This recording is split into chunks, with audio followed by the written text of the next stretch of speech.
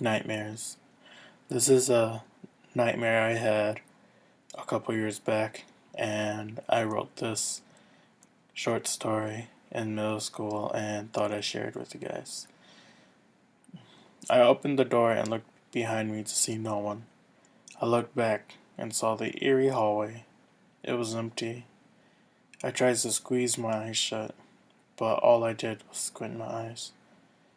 I sighed and sniffed in fear of something bad that was going to happen soon.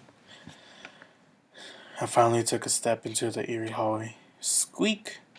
I jumped back and landed on my butt. Ouch! I shouted a bit too loud. I stood up and rubbed my butt and took 2 steps back to the squeaking of the old floors.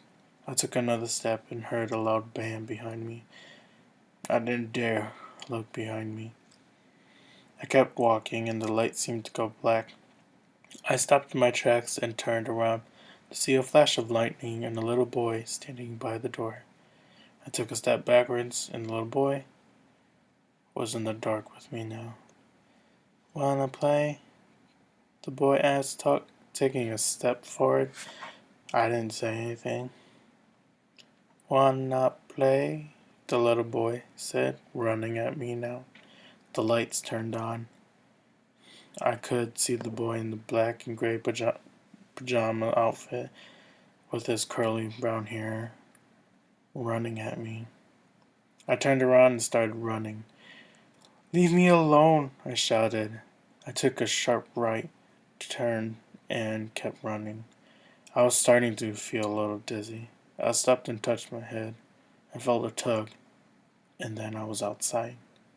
It was dark, not raining, just flashes of lightning. "Play! Now!"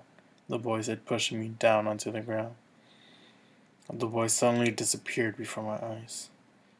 I closed my eyes shut, and when I opened them, I saw my friend staring at me. "What are you doing?" one of my friends asked. I shook my head and looked, and saw the rest of the group standing with him. "Hurry up," the other said. I started to feel relieved, and I suddenly started to forget about the boy.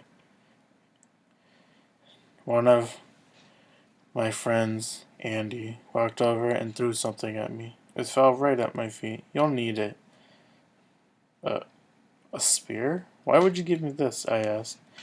Andy didn't answer. He walked back and stared with the rest at the building. It seemed like they turned to stone. I looked around and then I remembered. "The little boy," I said, a little too scared. The boy screamed suddenly, appearing behind me to knock me off my feet, and the spear rolled and stayed by the feet of the group. The boy jumped on me and started throwing hard punches. I grabbed his body and chucked him away. He screamed, flying away, and flew into the bushes. I stood up and walked over to see nothing but the bushes. I looked around, and then I heard him. He was standing right behind me. I froze, and the boy laughed. "You're going to die." I suddenly felt a sharp pain shoot up my leg.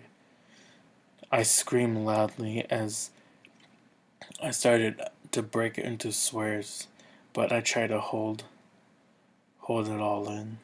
I used my free leg to kick him in the head.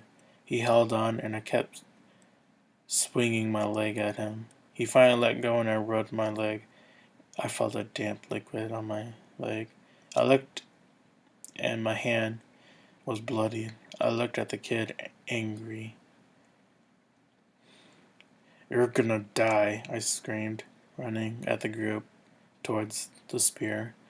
I grabbed the spear and quickly turned it the boy's direction to see that he wasn't there anymore. I spun around and looked at the building. "Where are you?"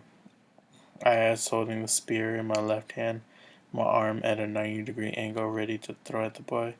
Suddenly, the boy jumped off the roof, and I threw it straight at him. And that's when I woke up.